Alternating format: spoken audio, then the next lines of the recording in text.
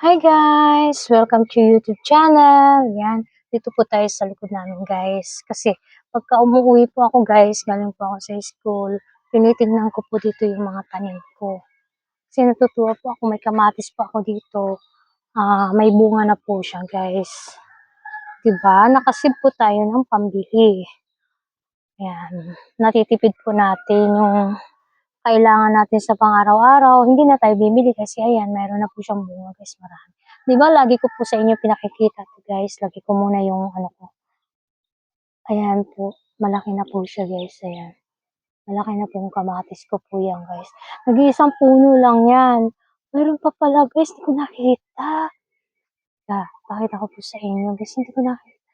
Ayan, malaki na pala. Wow!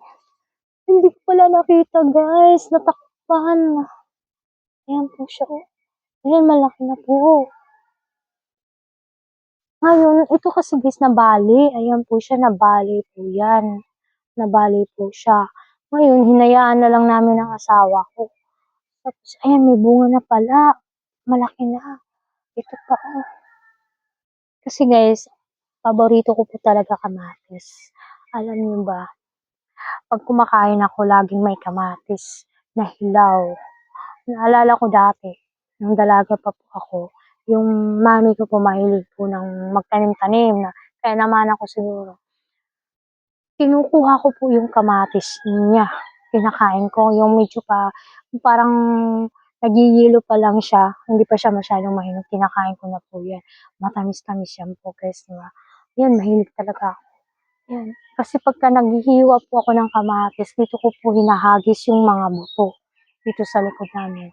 Pero tulad ngayon guys na tag-araw, nakakatanim kami ng mga gulay. Pero pagka tag-ulan, hindi na kami makakapagtanim dito. Yan. Yung guys, naririnig nyo, puro ibon ang naririnig nyo kasi nandito po kami sa likod ng bahay namin. Yan. Papakita ko po sa inyo guys ha, nandito po kami sa likod ng bahay. Yan, ito. Ito po yung kulungan ng baboy namin. Yung bahay namin, yan po yung puso namin. Yan. Kaya madalas po ako dito sa likod namin kasi natutuwa po ako sa mga tanim ko. Ngayon, may dala-dala po akong kape. Ayan po guys. May dala po akong kape. Wala kasing lamisa dito. Maganda sana kung lagyan natin ng lamisa. Yan. Ito po kapitbahay po namin yan dyan sa kabila guys. Kapitbahay po yan. Yan. Marami po akong talbos dito. Yan. Madami po akong talbos hanggang doon. Maraming talbos siyang guys. So, yan po yung mga talbos ko dyan. Oh. May mga sili pa yan. Yan. May mga sili pa. May mga puno pa kaming saging. Ayan po guys. So, new. Kaya masipag ka lang magtanim. Mayroon ka talagang maaani guys. Diba? Kaya, ayan, may mga ano din akong gulay. Yung mga gabi. Yung pong gabi na po, yung gabi po yan guys, ang laman niya. Naglalaman po yan, kailan lang namin kinuha na ng laman. Yan ay panglagay po ng pangsigang. Yan. Pagka nagsisigang ka yan. Lagi po dito kasi masukal kasi guys, marami po kaming puno ng kawayan. Ayan po yung mga puno ng kawayan.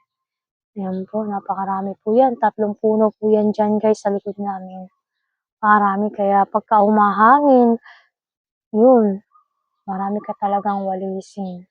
Kaya, dito ako, balik tayo dito guys. Upo ako kasi walang upuan dito sa likod. Kaya,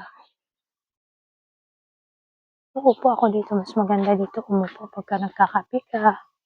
Yan, ang ganda ng bulaklak guys. So, ang ganda ng kubanbilya daw yan. Dito tayo upo kasi katabi ko yung halaman. Nilabas ko po to guys kasi hindi po siya lumaki yung dahon. Nilabas ko muna siya bago ko siya ipasok. Napakarami ditong mga tanim-tanim namin. May mga sili rin kami guys. Mayroon din kami malunggay. Yun, nagtatanim-tanim kami kasi pag hindi ka nabibili sa palengke, di ba?